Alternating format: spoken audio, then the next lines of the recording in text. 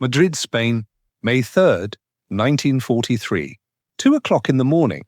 Karl Erich Kuhlenthal sat alone in his office at the German embassy, studying photographs by lamplight. Outside, the streets of wartime Madrid were silent under blackout conditions. Inside, Kuhlenthal examined what might be the most important intelligence windfall of his career, or the most elaborate deception ever conceived. He could not yet determine which. The photographs showed documents, British military documents, letters between high-ranking officers discussing invasion plans, papers marked most secret in the distinctive red stamp of British classification, correspondence signed by generals whose signatures Kuhlenthal had studied for years. Everything appeared authentic. Everything suggested the British were about to invade Greece and Sardinia while using Sicily as a diversion. Everything was too perfect. Kuhlenthal was one of Germany's most experienced intelligence officers in Spain, a man who had built his reputation on skepticism and thorough analysis. He had seen forged documents before. He had watched Allied attempts at deception, most of them clumsy and transparent. But these documents were different. They had arrived in the most organic way possible, attached to a dead British officer who had washed ashore on the Spanish coast 3 days earlier. The body had been discovered near Huelva by Spanish fishermen, a Royal Marines major named William Martin carrying a briefcase chained to his wrist. The Spanish authorities had conducted an autopsy. Death by drowning, apparently after an aircraft accident at sea. The briefcase contained the documents now photographed on Kuhlenthal's desk. Documents that suggested Allied invasion plans for the Mediterranean. But Kuhlenthal's instincts, honed by years of intelligence work, whispered warnings. He picked up one photograph showing a letter from the dead officer's fiancée. The handwriting was feminine and flowing. The paper showed wear, folded and refolded many times as though frequently read. The content was intimate, discussing wedding plans and expressing longing. It was exactly what a soldier's love letter should be, which made it suspicious. Real love letters were rarely so perfect. They contained crossed-out words, spelling errors, ink blot. This one was too clean, too exactly what one would expect from a fiancée writing to her officer's sweetheart. Kuhlenthal studied the photograph more closely, searching for any detail that might reveal forgery. He found nothing. The handwriting appeared natural. The paper seemed genuine. Even the postage stamp looked correct. If this was a forgery, it was executed with extraordinary skill. Kuhlenthal turned to the military documents. The paper was British military stationery, complete with watermarks he had seen on captured British documents before. The signatures appeared authentic. He compared them to signature samples in his files. The wax seals were real, showing the impression of official British seals. The language was proper British military bureaucratic style, mixing sensitive operational information with routine administrative matters. If these documents were genuine, they represented one of the greatest intelligence coups of the war. The British were planning major operations in Greece and Sardinia, exactly the kind of strategic information that could allow Germany to position forces properly and defeat the invasions. If Kuhlenthal reported this to Berlin and it proved accurate, his career would be secured. He might receive decorations, promotions, recognition from the highest levels of the Reich. But if these documents were a British plant, if this was an elaborate deception, then reporting them as genuine would make Kuhlenthal responsible for one of the greatest intelligence failures in German history. Hitler would redeploy forces based on false information. German soldiers would be sent to defend the wrong targets while the British attacked elsewhere. The consequences would be catastrophic, and Kuhlenthal's career would end in disgrace. He looked at the photograph of Major William Martin's body. The corpse had been bloated from days in the water, the face distorted by decomposition. But the uniform was intact, properly worn, showing appropriate signs of use. The rank insignia was correct. The identity card looked genuine.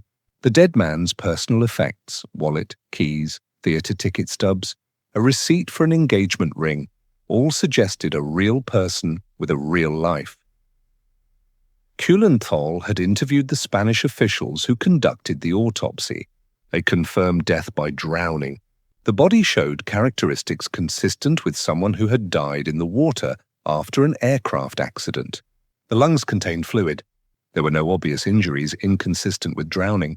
The corpse had been in the ocean for perhaps 3 to 5 days, which aligned with the timing of British aircraft losses in the area. Everything pointed to this being exactly what it appeared to be, a British officer carrying classified documents who had died in an accident at sea, whose body had washed ashore by chance, and whose briefcase contained genuine military plans. Yet Kuhlenthal's instincts continued whispering. The British were capable of sophisticated deception. They had pulled off remarkable intelligence operations before.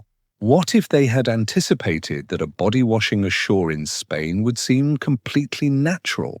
What if they had planted this corpse deliberately, knowing German agents operated freely in neutral Spanish territory? The question was whether British intelligence was clever enough to create a deception this elaborate. Kuhlenthal considered what such an operation would require. They would need a body, fresh enough to pass for a recent drowning, but actually dead from other causes. They would need to create an entirely fictional identity detailed enough to pass scrutiny. They would need to forge military documents so perfectly that experts could not detect the forgery. They would need to calculate ocean currents precisely enough to ensure the body washed ashore in the right location. They would need to anticipate every aspect of German investigation and prepare countermeasures for each scrutiny the documents might receive. It seemed impossible. No intelligence service could execute such a complex operation without leaving traces of deception that careful analysis would reveal.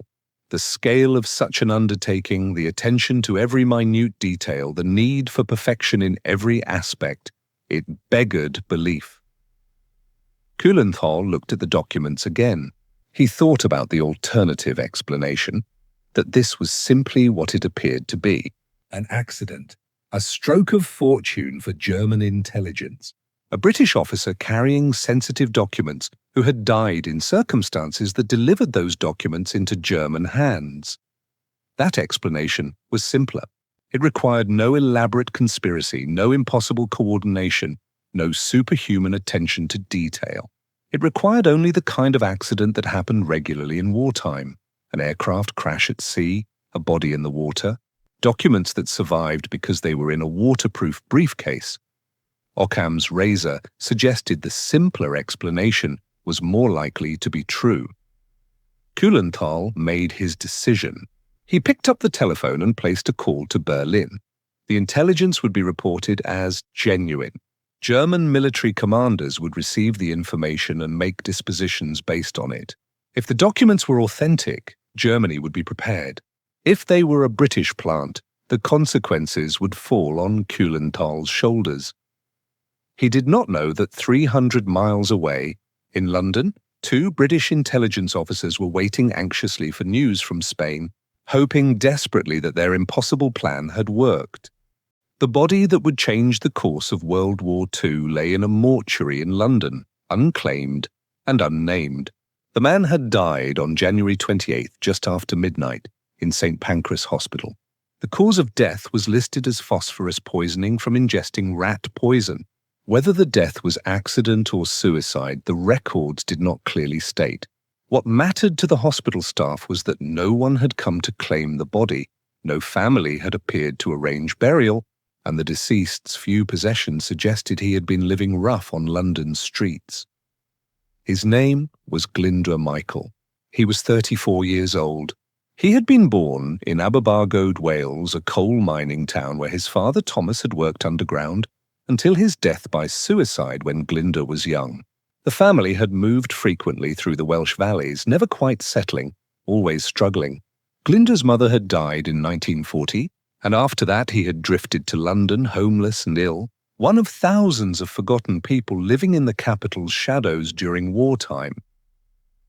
He had suffered from chronic illness most of his life.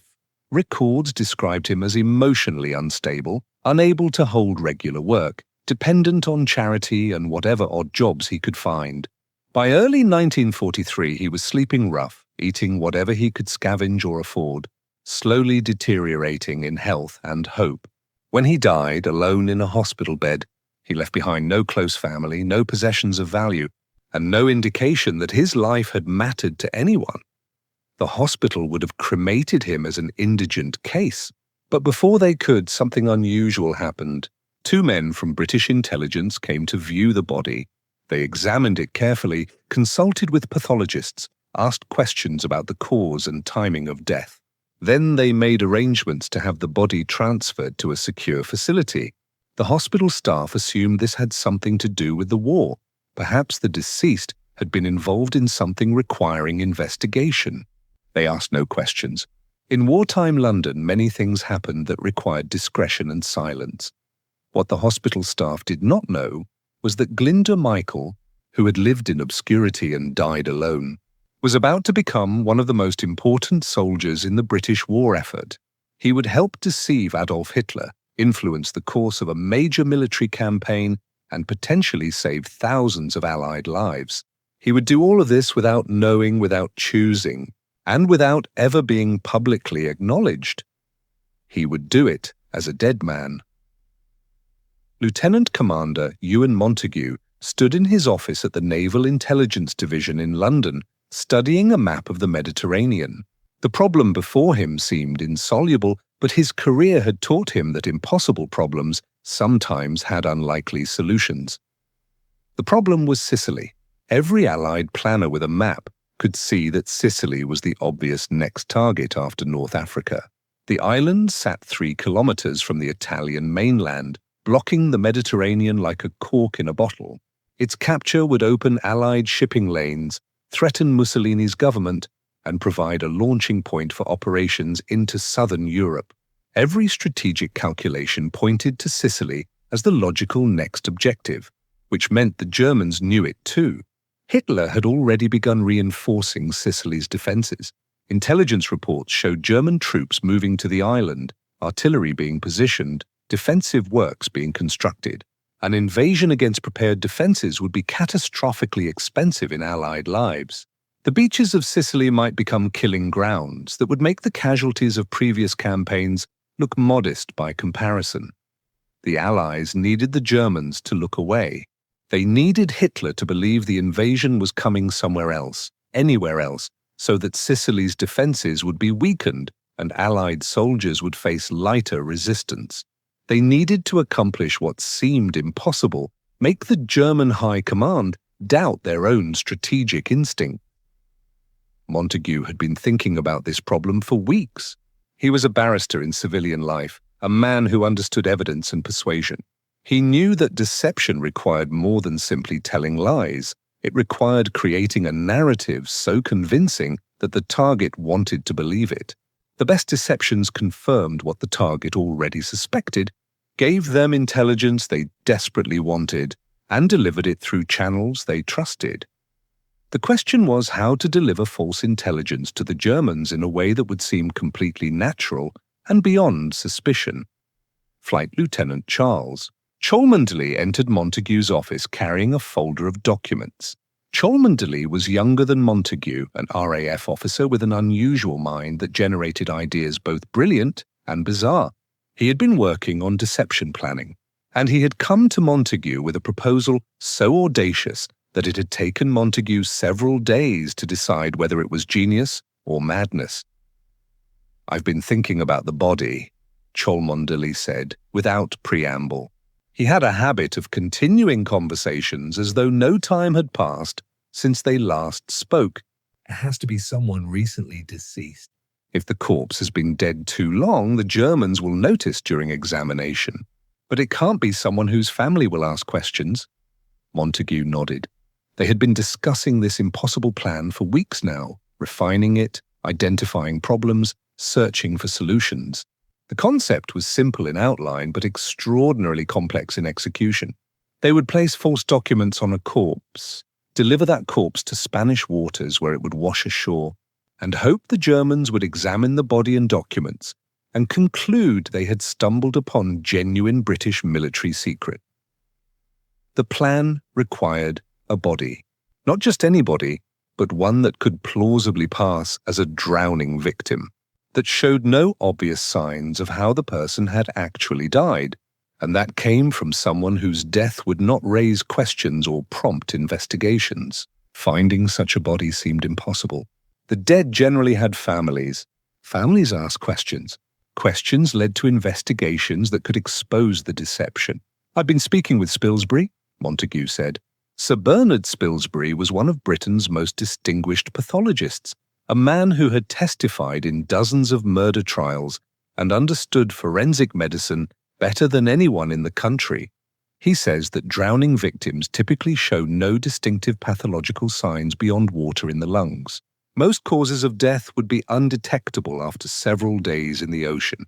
"We need someone who died recently from causes that won't be obvious, and someone with no family to claim them," Cholmondeley added. "Exactly."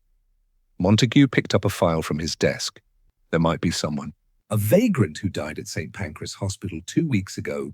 Phosphorus poisoning from rat poison. 34 years old. No next of kin. The body is still at the mortuary, unclaimed." Cholmondeley opened the file and read the sparse details of Glyndwr Michael's life and death. The records were thin, a few addresses in Wales, notation of his father's death, his mother's death in 1940, a mention of chronic illness. Then nothing until the hospital admission and death record. "He was nobody," Cholmondeley said quietly. "He was somebody," Montague corrected. "He simply wasn't somebody anyone was looking for." They sat in silence for a moment, both understanding the moral complexity of what they were contemplating. They were going to take a man who had died in desperate circumstances, transform his body into a fiction, use that fiction to deceive an enemy, and do all of this without the deceased's knowledge or consent. The man's death would serve a greater good, potentially saving thousands of Allied lives, but he would never know, never choose, never be acknowledged. The pneumonia he suffered before death could mask the rat poison, Montague said. Reading from Spilsbury's notes, "After several days in salt water, determining exact cause of death becomes difficult. The body would pass examination as a drowning victim." Cholmondeley closed the file. "Then he's the one." "Then he's the one," Montague agreed. "And so Glyndwr Michael, Welsh vagrant who had died alone in a London hospital, became the foundation of an operation that would deceive Adolf Hitler. He became Major William Martin, Royal Marines, complete with a life, a fiancé, a family, and a purpose he never had while breathing. The transformation of Glyndwr Michael into Major William Martin required more than simply creating false documents. Montague understood that the Germans would scrutinize everything. They would examine the body, the uniform, the personal effects, and the military documents with the thoroughness of professionals who knew deception was possible. If any element seemed false or contrived, the entire operation would fail, so they set about creating not just an identity, but an entire life. A life complete enough, detailed enough, human enough, that it would pass the most careful examination. Major William Martin materialized on paper first. According to his identity card, he was born March 29, 1907, making him 36 years old. His parents were John Glyndwr Martin and the late Antonia Martin of Cardiff, Wales. Montague had woven Glyndwr Michael's real first name into the fictional father's name, a small acknowledgement of the real man beneath the fiction. But names and dates were not enough. People were defined by their relationships, their habits, their mundane daily details. Major Martin needed a life that would reveal itself through the contents of his pockets and wallet, through the worn personal effects of a man who had been living and breathing until an accident ended him. They decided Major Martin was engaged to be married. His fiancée's name was Pam. She was real, an MI5 officer who agreed to pose for photograph. The photographs showed an attractive young woman with a warm smile, the kind of woman a soldier far from home might gaze upon with longing. The photos were placed in Martin's wallet, deliberately worn slightly at the edges to suggest they had been removed and looked at many times, but photographs alone would not convince German intelligence. Montagu, drawing on his own experience of wartime correspondence, sat down to write love letters.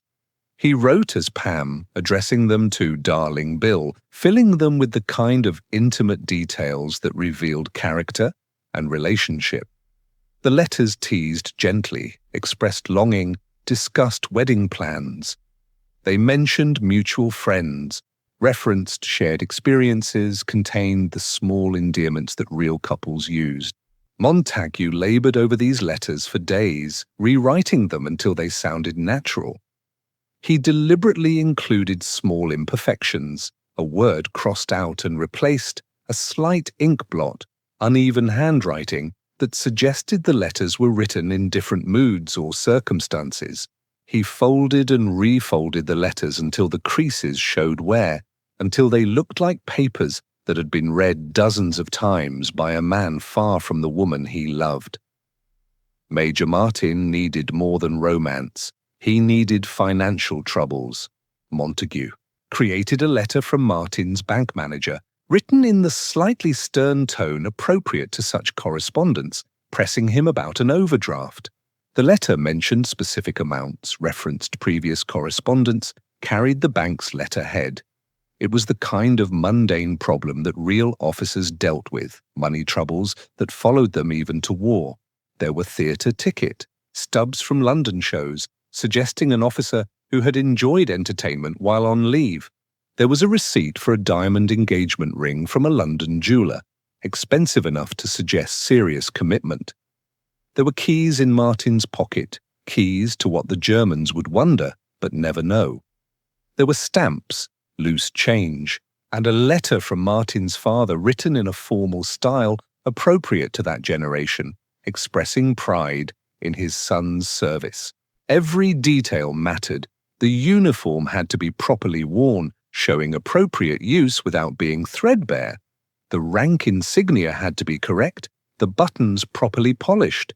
Martin's underwear, his socks, his shoes, everything had to be authentic, British military issue, properly broken in.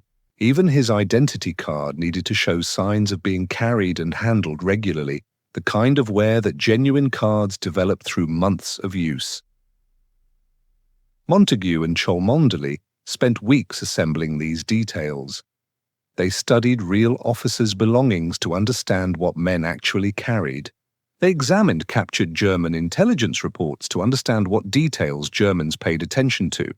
They consulted with pathologists, uniform specialists, document forgers, and dozens of other experts, each contributing specialized knowledge to create a fiction detailed enough to pass for reality. But the most crucial element of Major Martin's identity was the reason he would be traveling, the documents in his briefcase. The documents that would deceive Hitler had to be perfect, not just technically perfect, though that was essential.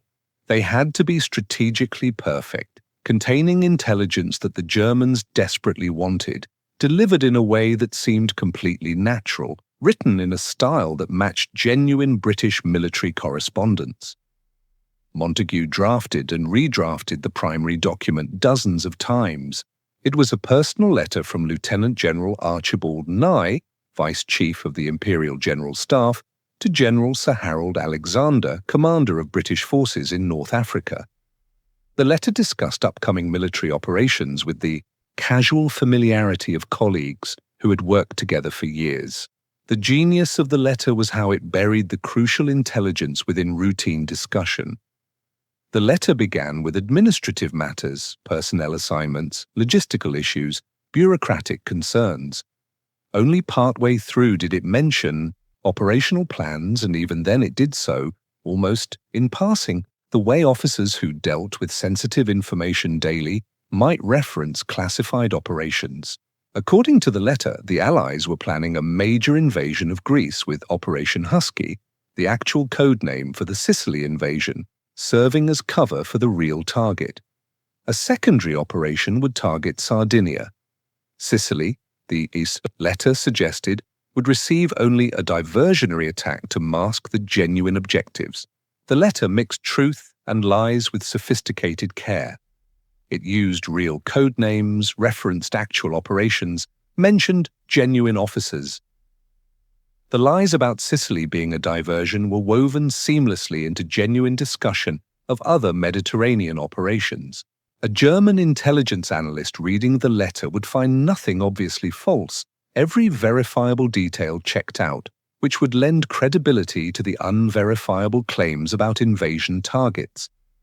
A second letter from Lord Lewis Mountbatten to Admiral Sir Andrew Cunningham introduced Major Martin and requested that Cunningham assist the Major with a particular mission. This letter served multiple purposes. It explained why Martin was travelling. It established his credentials with senior officers. It added another layer of authenticity, 2 separate pieces of correspondence from different officers, both referencing the same general operational plans. The papers themselves received extraordinary attention. The stationery was genuine British military stock. The signatures were authentic, obtained through careful manoeuvring within the military bureaucracy, with the signatories unaware of how their signatures would be used. The wax seals on the envelopes were real, pressed from genuine British military seals. Even the manner in which the documents were folded and arranged in the briefcase suggested someone who had packed important papers with care, but in some haste. Montague showed the documents to colleagues who held appropriate security clearances. Without telling them the papers were forgeries, he asked if anything seemed wrong. None of them detected any problems. The documents looked, read, and felt like genuine classified British military correspondence. That was the final test. If British intelligence officers with years of experience could not tell these were forgeries, neither could German intelligence. On April 19, 1943, in the cold darkness before dawn, a peculiar cargo was loaded aboard His Majesty's submarine Seraph at Holyloch in Scotland. The submarine's captain, Lieutenant Bill Jewell, had been briefed on his mission in only the vaguest terms. He understood he was transporting something important for British intelligence, but the full scope of Operation Mincemeat remained classified. The crew knew only that they carried a special cargo that needed to be released at precise coordinates off the Spanish coast. The cargo was a cylindrical canister approximately 6 feet long, packed with dry ice to maintain low temperature. Inside the canister lay the body of Glyndwr Michael, now completely transformed into Major William Martin. The corpse wore the full uniform of a Royal Marines major, properly fitted and showing appropriate wear.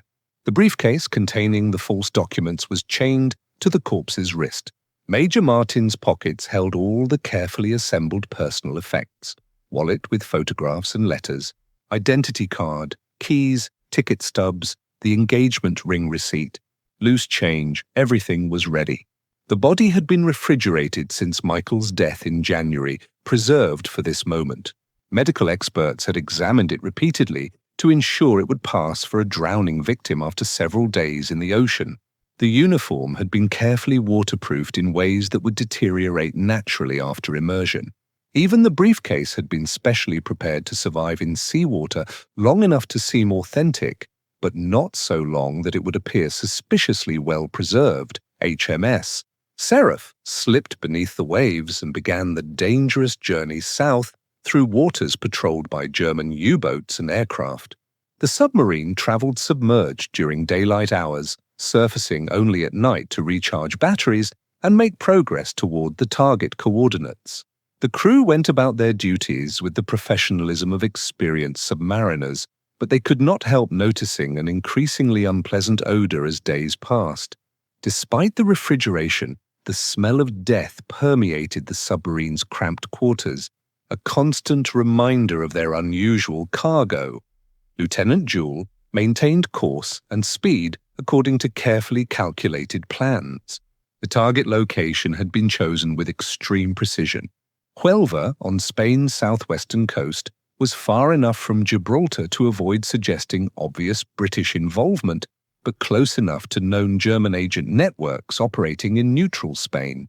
The ocean currents in the area had been studied extensively, The body needed to wash ashore within a specific time frame, not too quickly and not too slowly, in a location where Spanish authorities would discover it and where German intelligence would learn of it. On the evening of April 30th, HMS Seraph surfaced approximately 1 mile off the coast of Huelva.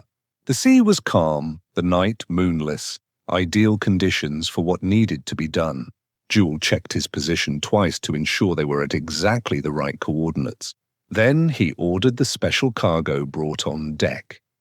The crew opened the canister carefully in the darkness. The smell that escaped was powerful. Death kept at bay by refrigeration, but not defeated. They lifted the body out and positioned it in the water. Major William Martin floated face down in the gentle Atlantic swell, the briefcase chained to his wrist, rising and falling with the waves. Before releasing the body completely, Jewel gathered the officers on deck. Despite knowing this was a fabricated identity, despite understanding this was part of a deception operation, they felt the moment's solemnity. They were committing a man to the sea, sending him on a final journey that might help win a war. Jewel recited Psalm 39, "For I am a stranger with thee, a sojourner, as all my fathers were." Then they released him. Major William Martin drifted away from the submarine, alone in the dark water, beginning his final mission. HMS Seraph submerged and slipped away into the night, heading back toward Gibraltar and safety. Behind them, the body floated in the current, moving slowly toward the Spanish coast. Everything now depended on whether the elaborate deception would hold, whether German intelligence would believe what they were about to discover, whether Adolf Hitler would be fooled by a dead Welsh vagrant transformed into a Royal Marines officer carrying false invasion plans. The tide carried Major Martin toward shore. In a few hours, Spanish fishermen would spot the body. Then everything would begin. José Antonio Rey Maria spotted something unusual in the water shortly after dawn on April 30th. He was fishing off the coast near Huelva, trawling in familiar waters where he had worked for decades. Bodies in wartime waters were not uncommon. Aircraft went down, ships were torpedoed, and the sea gave up its dead eventually. But this body was different. It wore a military uniform, and even from a distance, Rey Maria could see something chained to the corpse's wrist. He brought his boat alongside and, with help from his crew, pulled the body aboard. The corpse was bloated from time in the water, the face distorted by decomposition and the action of the sea. But the uniform was intact, British from the look of it, with officer's rank insignia. The briefcase chained to the wrist was marked with official-looking stamps. Whatever this was, it was clearly important. Rey Maria knew his duty. Neutral Spain maintained complicated relationships during the war, walking a delicate line between Allied and Axis powers. But there were procedures for such discoveries. He brought the body to shore and immediately notified the local authorities. The Spanish officials who examined the body understood they were handling something potentially significant. A British officer carrying a briefcase marked as classified had washed ashore on Spanish territory. They conducted a preliminary autopsy following standard procedures. The body showed signs consistent with drowning, fluid in the lungs, the characteristic appearance of someone who had died in the water. The bloating and decomposition were appropriate for a corpse that had been in the ocean for several days. Nothing about the body suggested anything other than an unfortunate accident at sea. They examined the briefcase and its contents carefully. Inside were military documents, letters marked as secret, correspondence between British generals. The Spanish officials understood they were looking at potentially valuable intelligence. They also understood that both the British and the Germans would be very interested in this discovery. Following protocol, they contacted the British naval attaché in Madrid to inform him of the discovery of a dead British officer. But they also did something else, something that British planners had anticipated. They contacted German intelligence. Word reached Karl Erich Kuhlenthal within hours. A British officer carrying classified documents had washed ashore near Huelva. The Spanish had the body and the papers. Kuhlenthal immediately understood the potential significance. If those documents contained genuine military intelligence, this could be one of the most important intelligence coups of the war. But Kuhlenthal was too experienced to accept anything at face value. He knew the British were capable of sophisticated deception. He knew they had pulled off remarkable intelligence operations before. The question was whether they were clever enough to fake an entire body and all its associated materials, or whether this was simply what it appeared to be, an accident that had delivered British secrets into German hands. He needed to examine everything himself. Kuhlenthal faced a delicate diplomatic problem. Spain was neutral. The British had already been notified of the body's discovery and would be demanding its return along with the personal effects. Germany could not simply seize the corpse and documents. That would create an international incident that might push Spain closer to the Allies.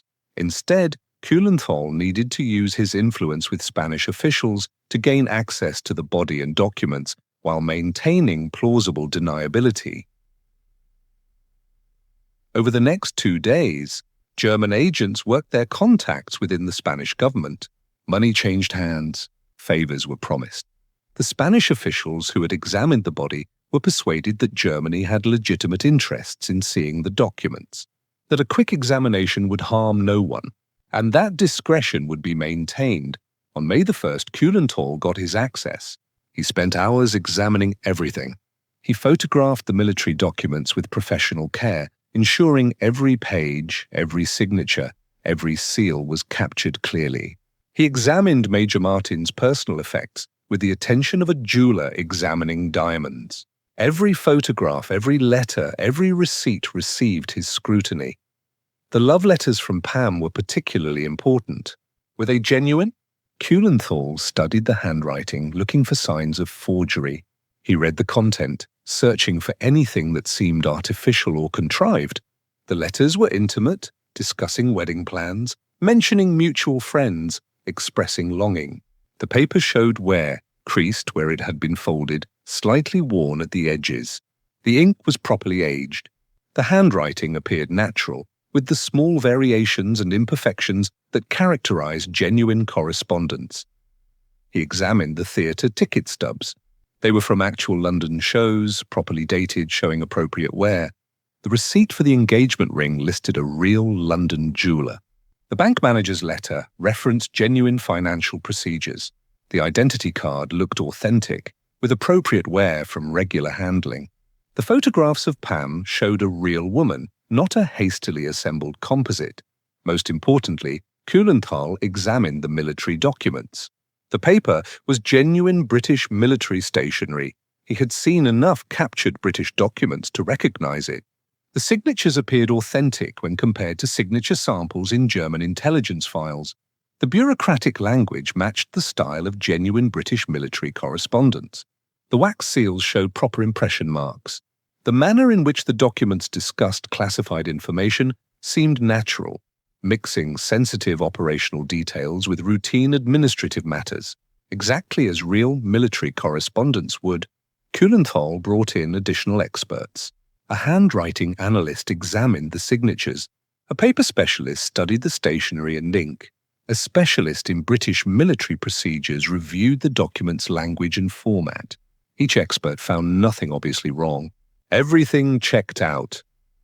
But Kuhlenthal remained troubled by an instinct he could not fully articulate. The evidence was too consistent, too perfect. Nothing raised obvious suspicion, yet everything seemed slightly too convenient. A British officer carrying important invasion plans had died in an accident and washed ashore in neutral Spain, where German agents could examine the documents before the British recovered them. It was extraordinarily fortunate, perhaps too fortunate. He considered the alternative explanation that this was an elaborate British deception. If so, it would require the British to obtain a body, create an entirely fictional identity detailed enough to pass forensic examination, forge military documents so perfectly that experts could not detect them, calculate ocean currents precisely enough to deliver the body to the right location, and anticipate every aspect of German investigation well enough to prepare adequate countermeasures. The scale of such an operation seemed impossible. The attention to detail required seemed beyond human capability. The coordination needed among multiple agencies and specialists seemed impractical. And yet, the British had pulled off remarkable intelligence operations before. They had demonstrated sophistication in deception that commanded respect. Kühlenthal made his decision. He would report the documents as likely genuine, but he would note his reservations. He would present the evidence, explain what had been verified, and let his superiors in Berlin make the final determination. He had done his job: thorough examination, careful analysis, honest assessment. The responsibility for what happened next would rest with the High Command. He sent his report to Berlin along with the photographed documents. Then he waited to see what the German military leadership would decide. The intelligence from Spain reached Berlin on May 3rd and was immediately distributed to senior military commanders. Within days, the photographed documents were being analyzed by Germany's top intelligence analysts. They conducted their own examinations, studying every detail, comparing signatures to known samples, checking the documents against other intelligence about Allied intentions in the Mediterranean. The consensus among the analysts was that the documents appeared genuine. Everything that could be verified checked out.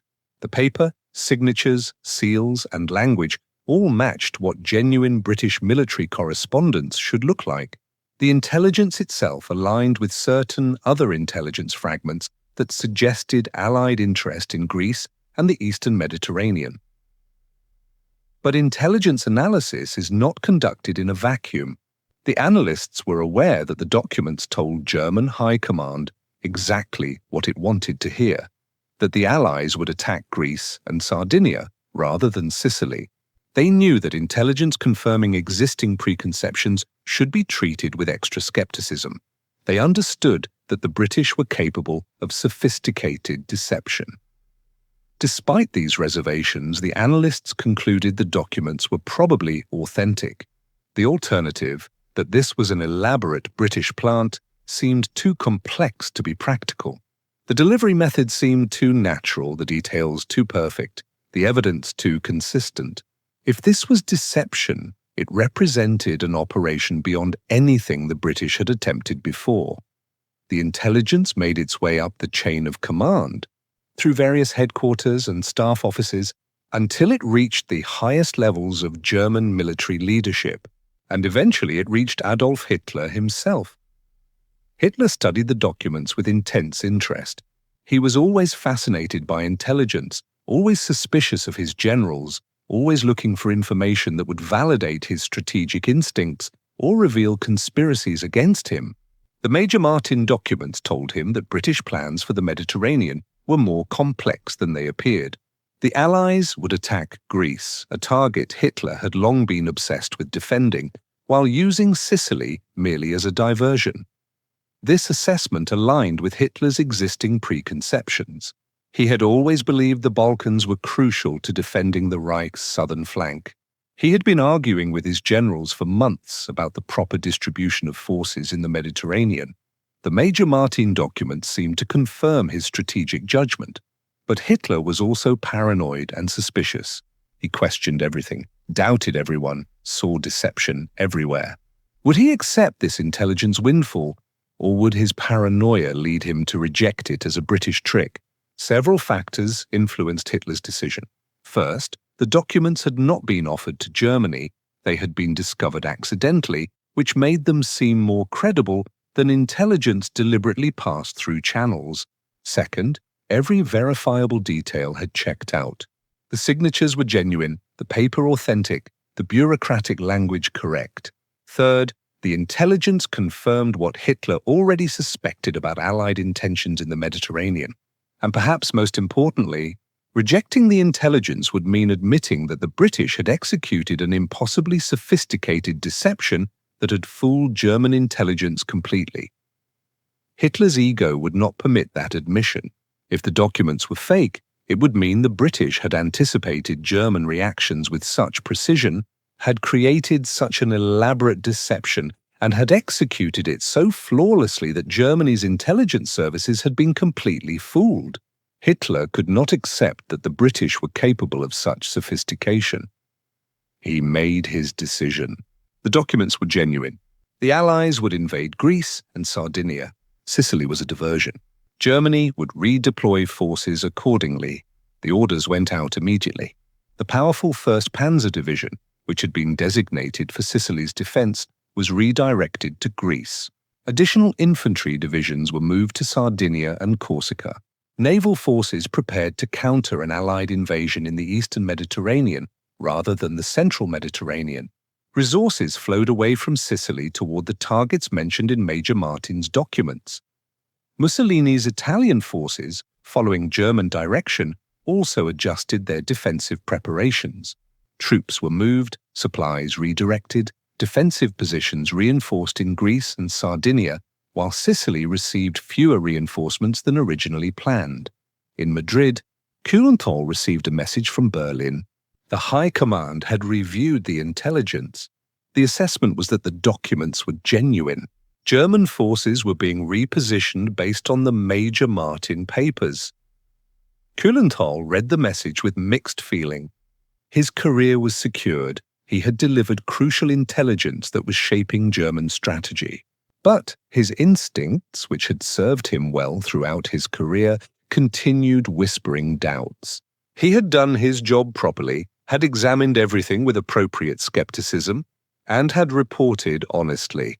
If the documents proved to be British deception, the responsibility would rest with those who had made the final decision, not with him. He filed the message away and returned to his other duties. There was always more intelligence to analyze, more reports to evaluate, more decisions to make. The Major Martin case was closed. German forces were being repositioned. Now they would wait to see where the Allies attacked. In London, a message arrived at Naval Intelligence Division. It was encoded traffic from British agents in Spain, reporting that German intelligence had examined Major Martin's documents and sent them to Berlin. A follow-up message arrived days later with even better news. German forces were being moved to Greece and Sardinia. Montagu read the messages with relief, so profound he had to sit down. It had worked. The impossible deception had succeeded. Hitler had fallen for it completely.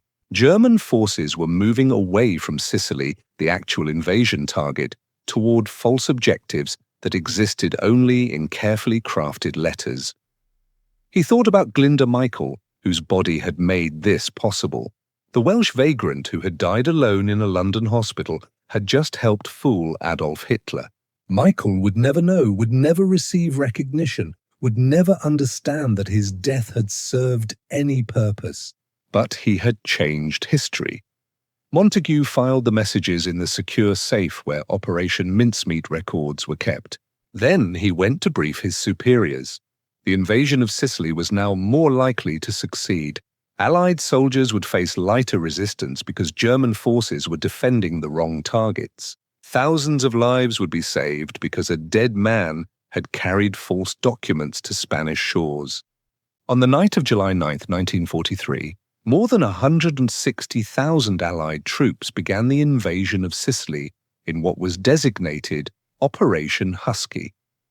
The massive amphibious assault involved American, British and Canadian forces supported by the largest naval armada assembled since D-Day would later surpass it. Over 2,500 ships participated in the operation, carrying soldiers who would storm beaches defended by German and Italian forces. The invasion encountered resistance. War is never easy, and the Germans who remained in Sicily fought with their characteristic tenacity and skill. But the resistance was not what it might have been. The beaches were not as heavily defended as they could have been. The counterattacks were not as powerful as they might have been. The German reserves that could have crushed the Allied beachhead in its vulnerable first days were positioned hundreds of miles away, defending against invasions that would never come. The 1st Panzer Division, one of Germany's most powerful armored formations, sat in Greece waiting for Allied troops who never arrived. Infantry divisions in Sardinia and Corsica prepared defences against landings that never occurred. German naval forces in the eastern Mediterranean watched for invasion fleets that never appeared. All of them had been positioned there because Adolf Hitler believed the documents found on Major William Martin's corpse. The Sicily campaign lasted 6 weeks. Allied forces pushed inland from the beaches, fighting through difficult terrain against stubborn German and Italian defenders. On August 17th, the island fell to Allied control. The Mediterranean was now open to Allied shipping. Southern Italy was vulnerable to invasion, and the political consequences were immediate and dramatic. Benito Mussolini, Italy's fascist dictator, lost what remained of his political support. The Italian people, suffering under years of war and deprivation, watching their country invaded and their defences crumble, turned against the regime that had led them into this disaster. On July 25th, less than 3 weeks after the Sicily invasion began, Mussolini was overthrown.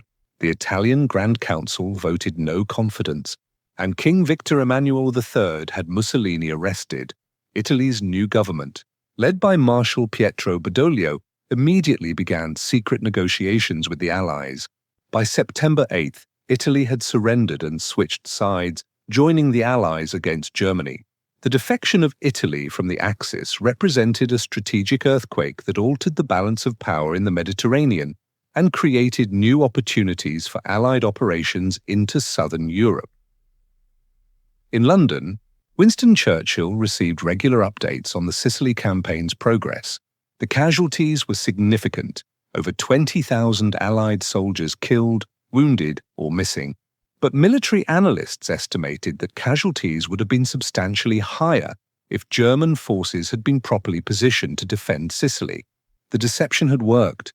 Operation Mincemeat had saved Allied lives by ensuring German forces were deployed to defend the wrong targets. Churchill sent a brief message to Montagu and the intelligence officers who had conceived and executed Operation Mincemeat. The message was characteristically concise. Mincemeat swallowed rod, line, and sinker. The dead man had fooled Hitler.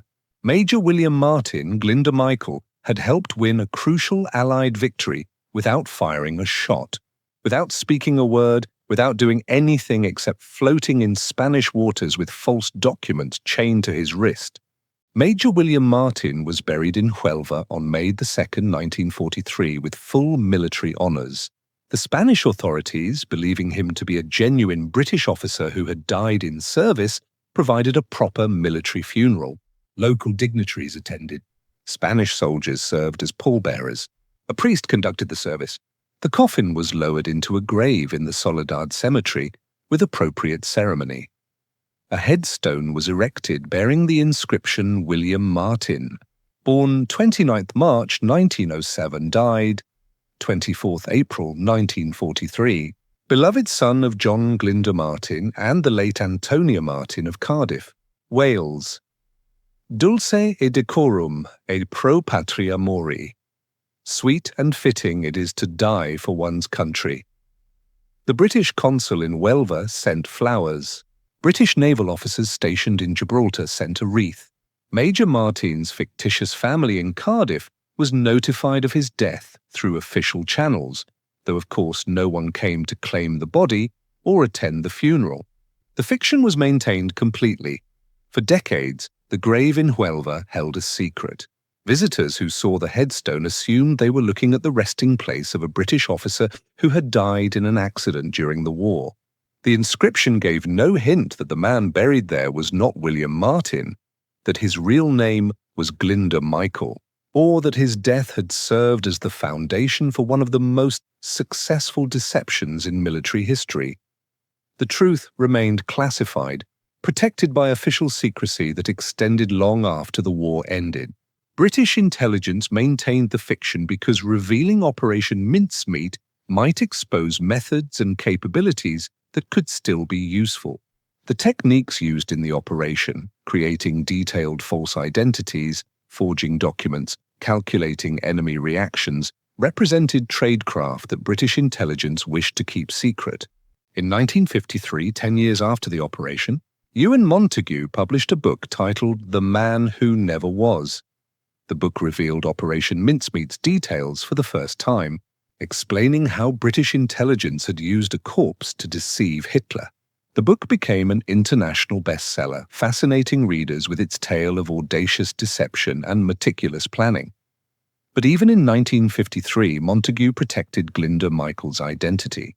He referred to the body only as the man who never was, explaining that the real identity could not be revealed to protect the deceased's family.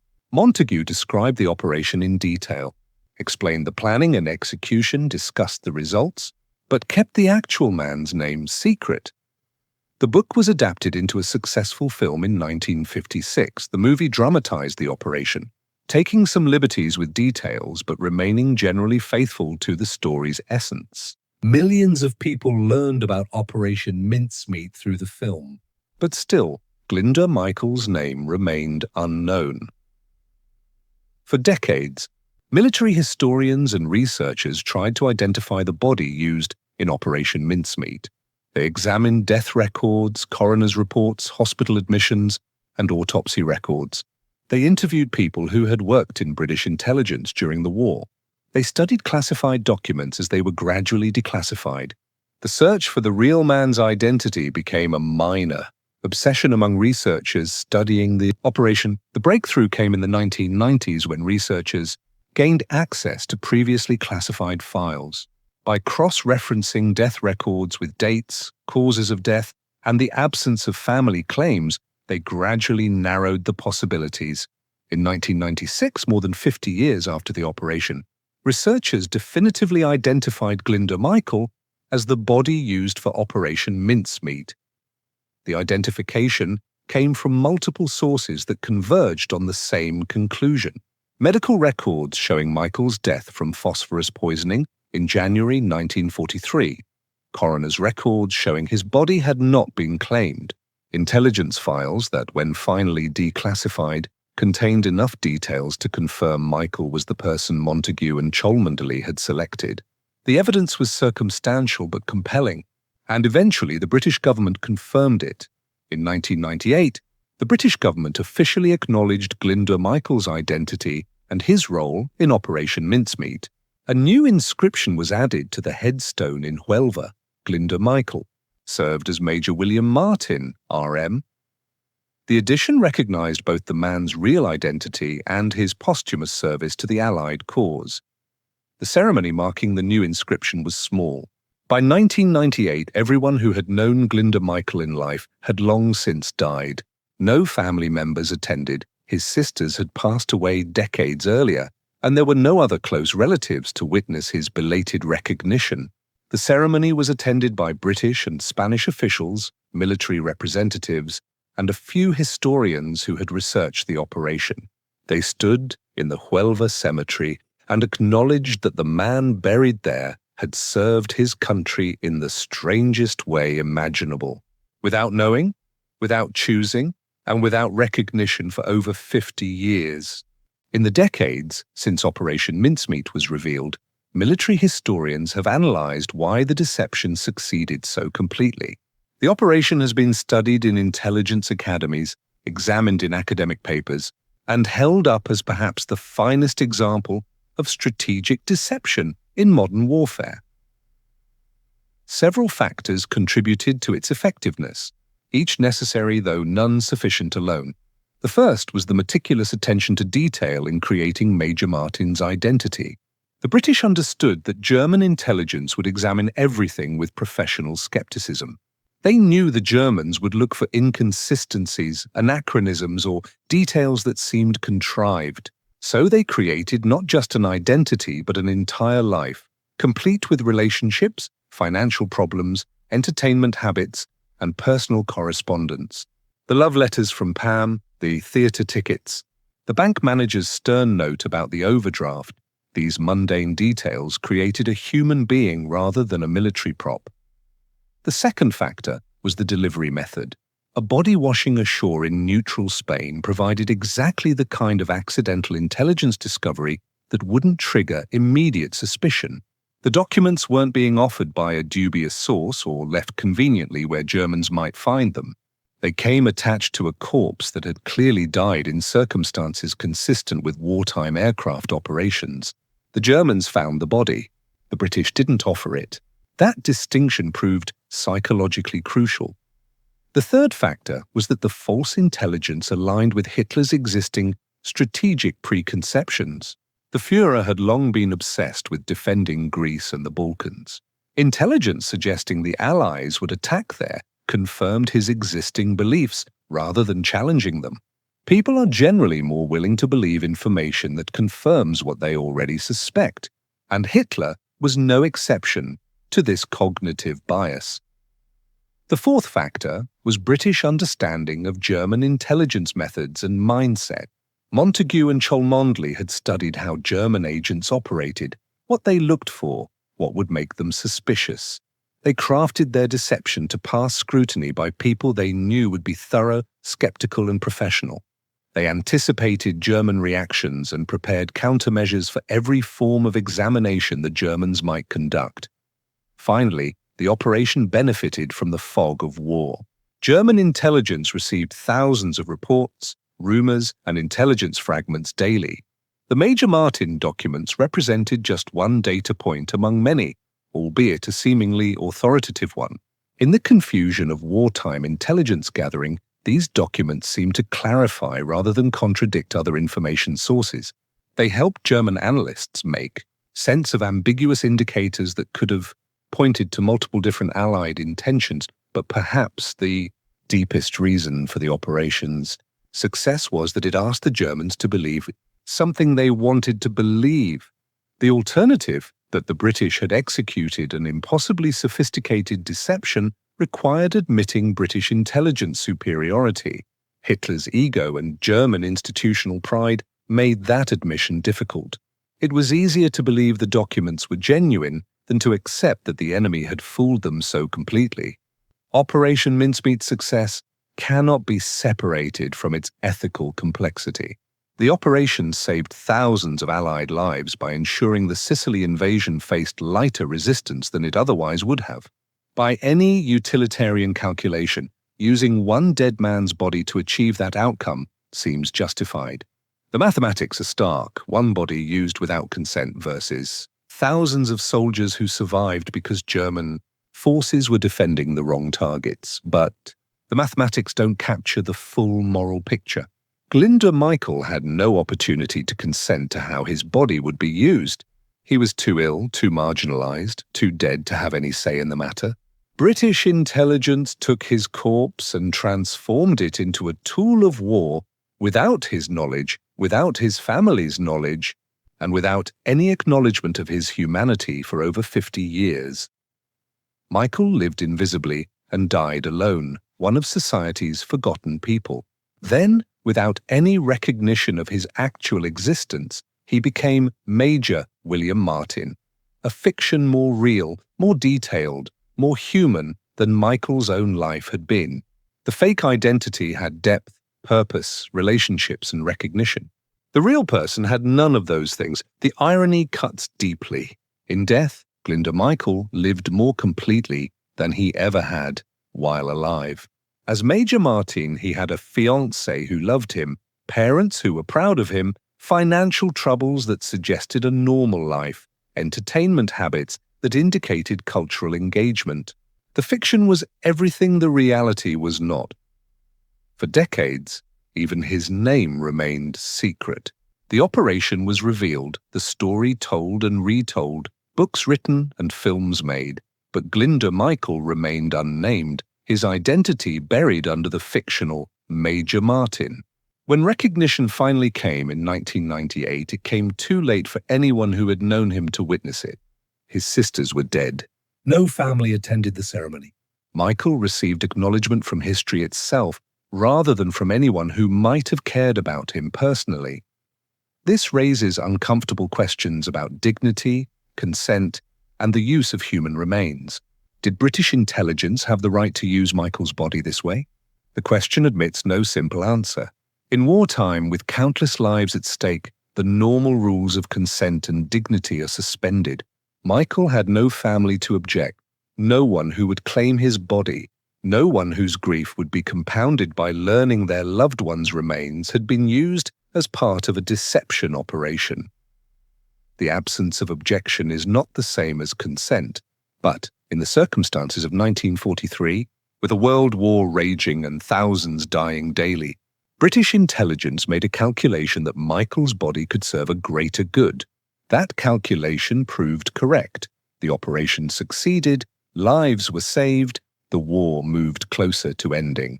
But the lack of consent, the decades of anonymity, and the transformation of a real person into a useful fiction remain troubling.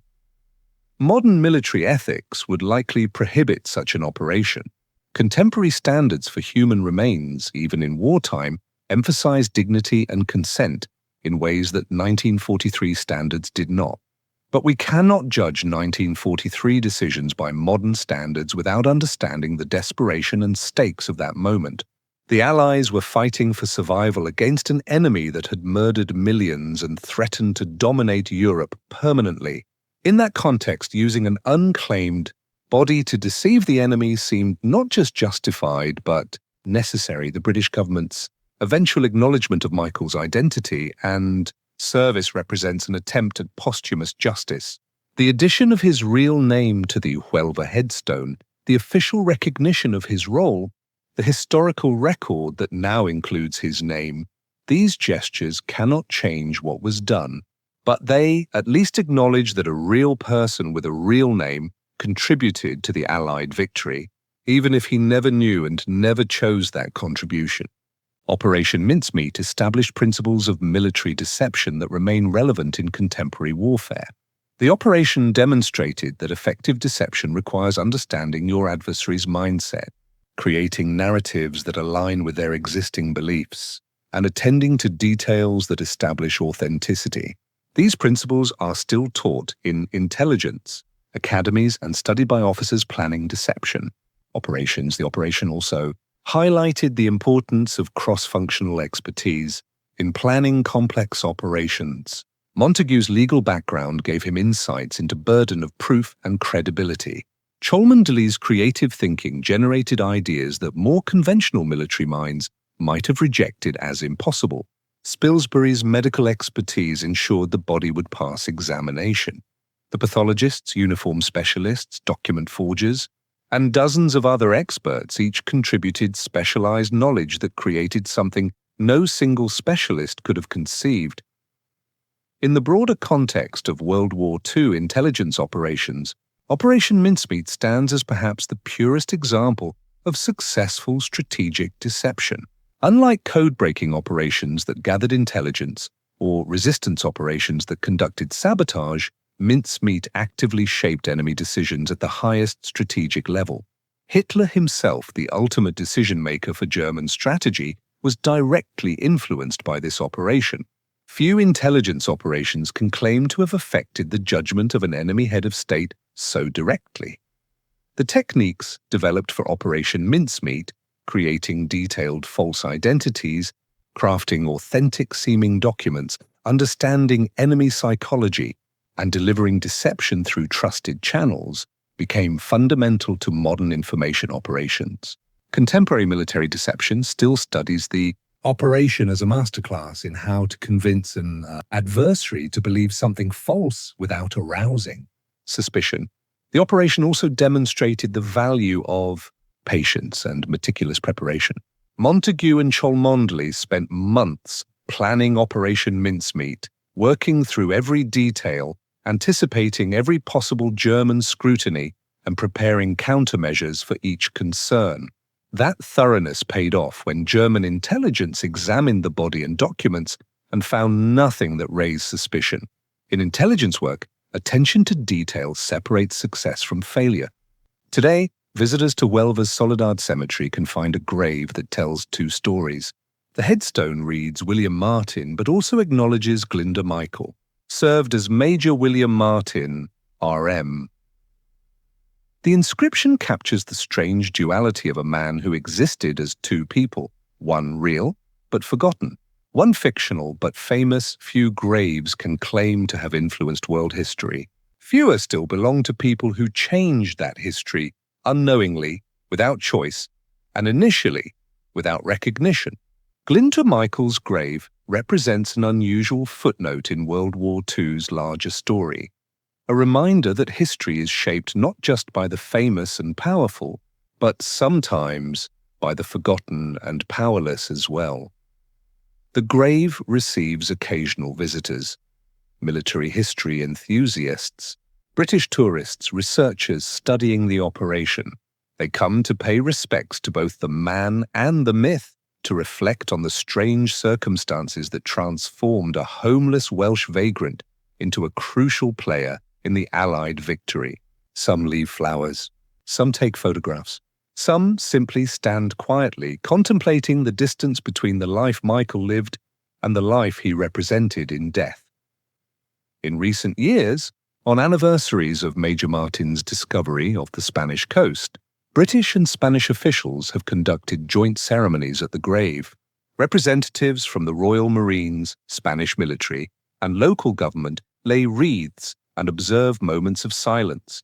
The ceremonies honor both the successful deception and the real man whose body made it possible. These recognitions, belated as they are, represent something important, an acknowledgement that Glyndwr Michael mattered, not just as a tool of military intelligence, not just as the physical component of a clever operation, but as a human being whose humanity deserves recognition even decades after death. The story of Operation Mincemeat has been told many times now. Books, films, documentaries, and academic papers have examined it from every angle. But perhaps the most poignant aspect of the story is how it highlights the distance between who we are and who we might have been, between the lives we live and the purposes we serve. Glyndwr Michael lived a life marked by tragedy, illness, poverty, and marginalization. Nothing in his existence suggested he would influence world events or be remembered by history. Yet circumstances and the calculating minds of British intelligence officers gave his death a meaning his life had lacked. Was that transformation dignified? The question has no simple answer. What's certain is that Operation Mincemeat succeeded brilliantly, that Allied soldiers survived battles they might otherwise have lost, and that the war moved closer to ending. Michael's body served a greater good, though he never knew, never chose, and never received acknowledgement until decades after everyone who might have known him had died. The Germans never suspected Operation Mincemeat was a deception. Even after the war, when captured German officers were interrogated about the Major Martin documents, they maintained these were genuine British plans that had accidentally fallen into their hands. The deception was so complete that even after losing the war, German officers couldn't imagine they had been fooled. That complete acceptance by the enemy represents perhaps the highest achievement any deception operation can reach, not just fooling the adversary, but fooling them so thoroughly that they never realized they were fooled at all. A homeless man who died from rat poison became, posthumously, a decorated officer with a fiancée and a purpose. A carefully constructed fiction helped win a war, and a grave in Spain holds both a real man and a fictional hero, united in death, though they never existed together in life. The story of Operation Mincemeat transcends its immediate military significance. It reveals something profound about identity, about the malleability of truth, about the ways desperate times transform the ordinary into the extraordinary. It shows how the forgotten can become, even unknowingly, instruments of history. Glyndwr Michael matters, not because he chose to serve, not because he was brave or skilled or dedicated, but because his death by accident and calculation contributed to Allied victory. That contribution deserves recognition, even if it came too late. Even if no one who knew him lived to see it. Even if the recognition comes from history itself rather than from personal memory. The dead man fooled Hitler, and in doing so, he helped save countless lives and alter the course of history. For a man who had so little in life, it was a remarkable gift to give in death. On a hillside in Huelva, Spain, a grave bears two names. One belonged to a fiction that deceived a dictator. One belonged to a man who never knew he would change the world. Both rest there together, the lie and the truth, the myth and the man, united in service to something larger than either could have imagined. That is the story of Operation Mincemeat. That is the legacy of Glyndwr Michael. That is how one forgotten life, transformed in death, helped defeat the greatest evil of the 20th century. The sun rises over Huelva now, just as it did on April 30th, 1943, when Spanish fishermen found a body in the water. The town has changed. The witnesses are gone. The war is history, but the grave remains, holding its secrets and its truths, a monument to the strangest intersection of tragedy and triumph, of powerlessness and influence, of death and purpose that modern warfare ever produced. Sweet and fitting it is to die for one's country. Glyndwr Michael never chose that death, never sought that service, never knew his contribution. But the inscription on his grave, placed there long after anyone who knew him had died, speaks truth regardless. He served and he mattered, he changed history. That is enough, and that is everything.